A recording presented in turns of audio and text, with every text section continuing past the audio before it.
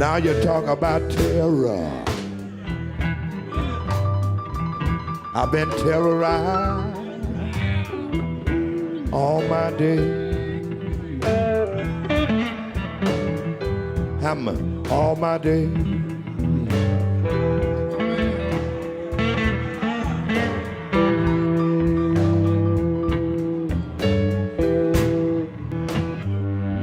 Hi, welcome to Days of Revolt and part 2 of my discussion with Lola Mozes, who in the previous section spoke about enduring the German invasion of Poland, being herded into the ghetto, the loss of her brother and her father. And today we're going to discuss her experience in Auschwitz and attempt to reflect a little on the nature of human evil. Thank you, Lola. So, first you go to a work camp, Plaszow, is that correct? Yes. From the ghetto. Yes. And then eventually you go into Auschwitz. Then to Pionki, to an ammunition factory. From there, with a special letter sent to Auschwitz.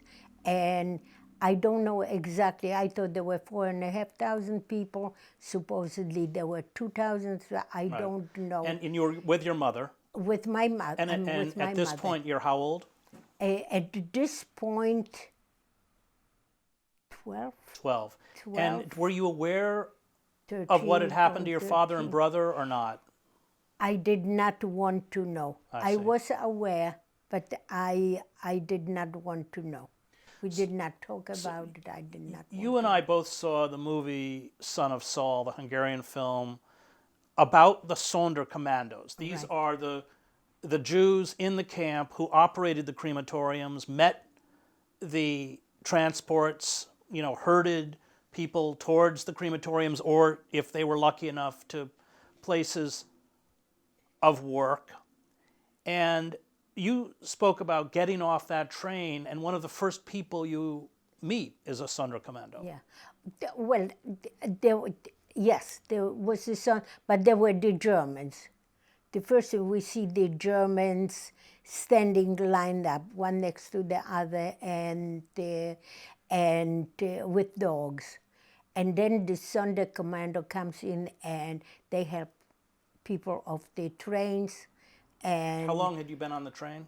on the train 3 or 4 days, 3 days, 3 nights. No water, no, we couldn't eat, no going to the bathroom. There was one pail, and that was like to hell, a trip to hell. That was Dante's Inferno. And you talk about how when you got out of the train, you saw your mother's face. I did not recognize her. She looked, her cheeks were sunken and her eyes was just gigantic. And I did not, for a minute, I did not recognize her. And by the way, on the train, there was a man and he screamed. He really screamed, actually. They taking us to a place where they will burn us. And there was like a rebel in me or whatever, and I started saying, you can't scare people like that, you should not say, things like that could not exist. And what was your conversation with What was your conversation with the Sonderkommando when you got off the train? With the Sonderkommando, they just, we ask, I ask, where are we? First of all, it looked very clean. The ramp was very clean, and we saw from far that entrance, the Arbeit macht frei, and I am not positive, so I can't be like, but I think that we heard music, the orchestra that played. They did have an orchestra. And what did he say? You asked him a question. And I asked him, what kind of camp is it? What is it? He said, don't worry, everything will be fine. When you look back after all this time, how do you react to that lie? At that point, it calmed me down. It calmed me down, and I felt that was the proper way, because there was no way on earth to do anything to just had we known what was happening, there would be scream, there would be a whole tumult, but there was nothing And to they would do. have they would have shot you. They would have shot. They would have. The shooting wouldn't have been that bad, because a shot, it takes a second. It's just like you get an injection, you're afraid of it. But, it's just a prick and it goes away. A shot, if you die, you're lucky.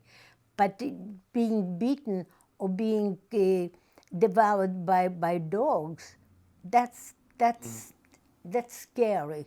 So I want to ask you about the Sonderkommandos, because I know you and many of others have heard, criticisms of them for being collaborators. That's not really your take on the Sonderkommandos. No. Because they were picked for, I'm sure when they got into Auschwitz, they did not go with the thought they'll be in the Sonderkommando, they will be in charge of the bodies or putting the people into Which was their job. Basically, after the gas chambers, the Sonderkommandos would load the bodies into the crematorium. Would take them out from. They also sort of told the people, just go in. Go in. So, and the Germans went also in. There were always Germans. The Sonderkommando was never by itself. How do you look at them? They were just men. They were just people at that time, we didn't know what Sonderkommando is. We didn't know that, we didn't imagine that there is such a thing as a gas chamber. As it happened, we were lucky enough, we went up to, I saw the crematoria, but we passed through that.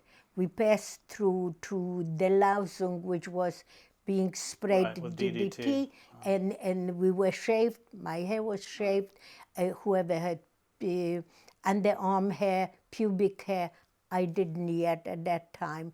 So that's as far. So there was part of Sonderkommando or another commando that would take charge of. But how do you look at them things. now, when you look back?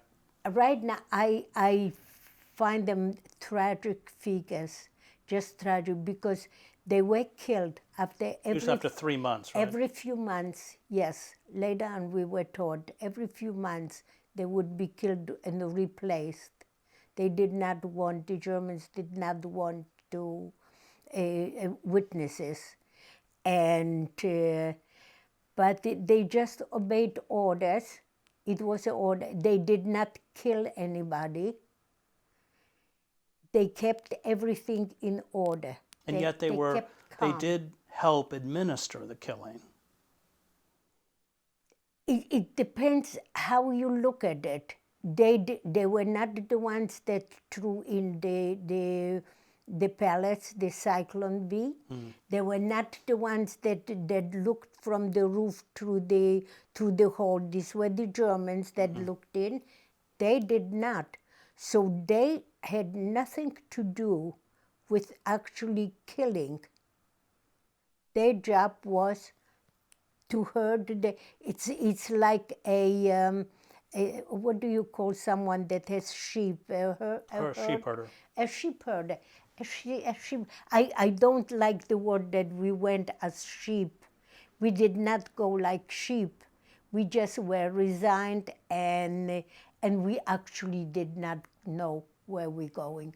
No one in a right mind could imagine that something like that could happen. And you, I think, said that when you got off the train, you can still to this day remember the face in detail of that Sonderkommando, even more than your own father. That's true. That's true. Why? I don't know Why? why. Because I take to kindness. And he had a nice face. He was a strong-looking fellow, very tall, blondish.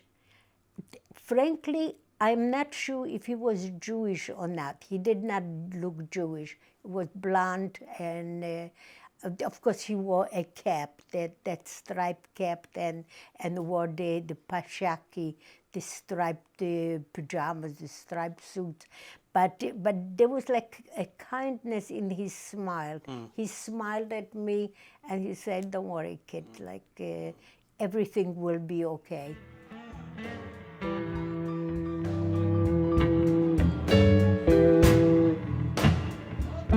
Had to eat out the watermelon patch.